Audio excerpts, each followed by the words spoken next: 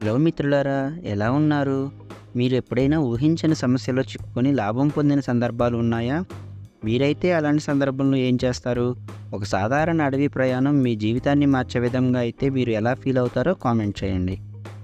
ఈరోజు మన కథలో కూడా అలాంటి ఎన్నో ఊహించని మలుపులు ఉన్నాయి. చాలా ఆసక్తికరంగా ఉండే ఈ కథను చివరి వరకు చూడండి.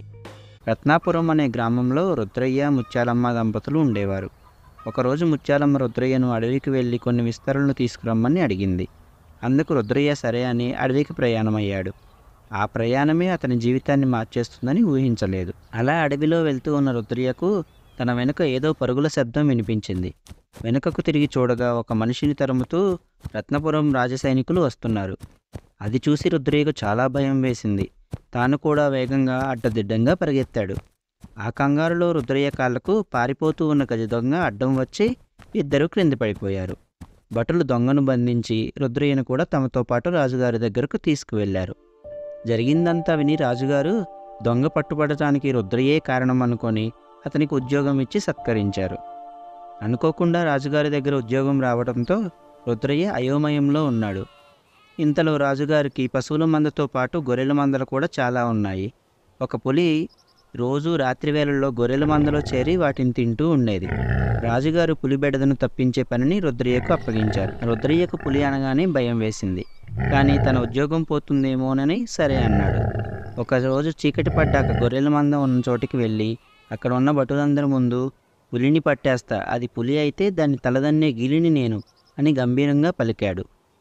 అక్కడ ఉన్న భటులందరినీ పంపించేసి ఈ ఉద్యోగం వద్దు, ఏమీ వద్దు, ఇక్కడ ఉన్న గొర్రెల్లో బాగా బలిసిన ఒక గొర్రెను తీసుకొని వెళ్ళిపోదాం అనుకున్నాడు.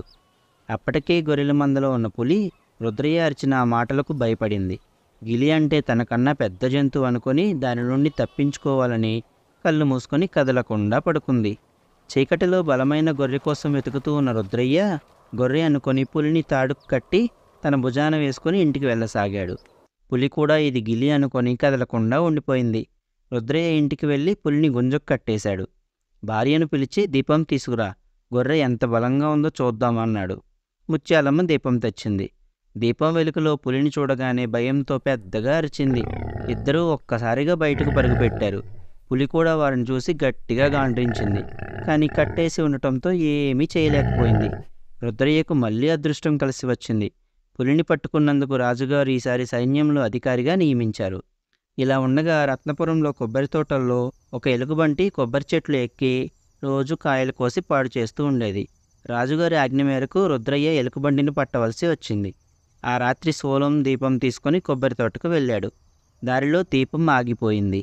తోటకు చేరిన రుద్రయ్య సోలంని నేలపై నిలువుగా గుచ్చి దీపం వెలిగించడానికి నిప్పు అంటించాడు. అప్పటికే ఎలుగుబంటి చెట్టు మీద ఉంది. నిప్పు చూడగానే భయంతో చెట్టుపై నుండి కిందికి దూకింది. నేరుగా శూలంపై పడి చనిపోయింది. రుద్రయ్య తనపై ఏదో పడిందని భయపడి స్పృహ తప్పి పడిపోయాడు. ఆ మార్గంలో వచ్చిన రాజసైనికులు ఈ విషయం రాజుగారికి విన్నవించారు. ఎలుగుబంటిని చంపినందుకు సంతోషించిన రాజు రుద్రయ్యను తన అంగరక్షకునిగా నియమించుకున్నారు. ఇలా కొన్ని రోజులు గడిచాక రత్నపురం మీద పొరుగు రాజులు దండెత్తి వచ్చారు. యుద్ధానికి సిద్ధంగా ఉండమని రాజుగారు రుద్రయ్యను ఆజ్ఞాపించారు. రుద్రయ్యకు అసలే భయం. రాజుగారికి చెప్పలేక ఒక ఉపాయంతో ఒక ముసలి గుర్రానికి తనని కట్టేయమని చెప్పాడు. అందరితో పాటు యుద్ధానికి వెళ్ళాడు. యుద్ధభేరి మోగింది. యుద్ధం అలవాటు లేని కొన్ని గుర్రాలు అటు ఇటు వెళ్ళగా అనుభవం ఉన్న ముసలి గుర్రం నేరుగా శత్రు సైన్యం వైపు పరుగుపెట్టింది. తనొకటి తలిస్తే దైవం మరొకటి తలిచినట్లు రుద్రయ్య పని కష్టమైంది. ఎలాగైనా ఈ గండం నుండి తప్పించుకోవాలని గుర్రాన్ని 2 తాటి చెట్ల మధ్య నుండి పోనిచ్చాడు. వెళ్తూ వెళ్తూ 2 చెట్లను చేతితో గట్టిగా పట్టుకున్నాడు. కానీ గుర్రం వేగానికి 2 చెట్లు పెకిలించుకొని చేతిలోకి వచ్చాయి. 2 చేతులతో తాటి చెట్లతో వస్తున్న రుద్రయ్యను చూడగానే శత్రువులు భయపడి ఇంత బలవంతుడితో యుద్ధం చేయలేమని వెనక్కి వెళ్ళారు.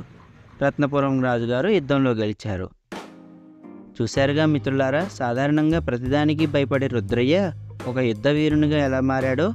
మీరు కూడా భయం లేకుండా ఏ పనైనా చేయడానికి సిద్ధంగా ఉంటే అదృష్టం అదే కలిసి వస్తుంది. ఈ కథ కనుక మీకు నచ్చితే లైక్ చేయండి, కామెంట్ చేయండి, సబ్స్క్రైబ్ చేయటం మాత్రం మర్చిపోకండి. Thanks for watching.